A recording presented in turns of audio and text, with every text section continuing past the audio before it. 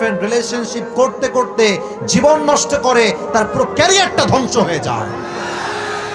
আর তোমরা যারা এই ধৈর্যশীল হওয়া বাদ দিয়ে মেয়েদের পেছনে ঘুরে বেড়াও, চাকরি নাই বাকরি নাই কাজ কাম নাই, ছ্যাঁকা খাওয়ার জন্য একদম রেডি হয়ে থাকবে, এমন ছ্যাঁকা খাবা তুমি বেকা হয়ে যাবা, ঠিক কিনা বলো যুবকেরা?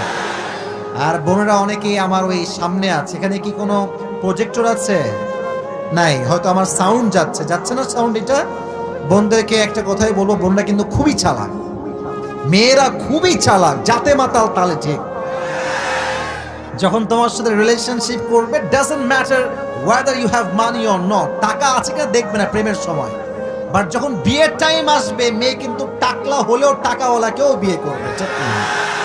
এই জন্য সময় থাকতে নিজের যৌবনকে মূল্যায়ন করো। হাদিসে এসেছে যৌবনের মূল্যায়ন করতে হবে, অবসর সময়কে মূল্যায়ন করতে হবে ব্যস্ত হওয়ার আগে। অতএব সময় যা আছে করার, এটাই হচ্ছে সঠিক সময়। এই সময়ে যার জীবনটা সুন্দর, তার আগামীর ভবিষ্যৎ সুন্দর হবে, ঠিক কিনা বলেন? তাহলে জীবনে যত যাই করতে চান, একটা গুণ লাগবে, সেই গুণটাই হচ্ছে আলোচনার মূল টপিক। সবাইকে আমি জিজ্ঞেস করছি, আলোচনার মূল বিষয়বস্তুটা কি?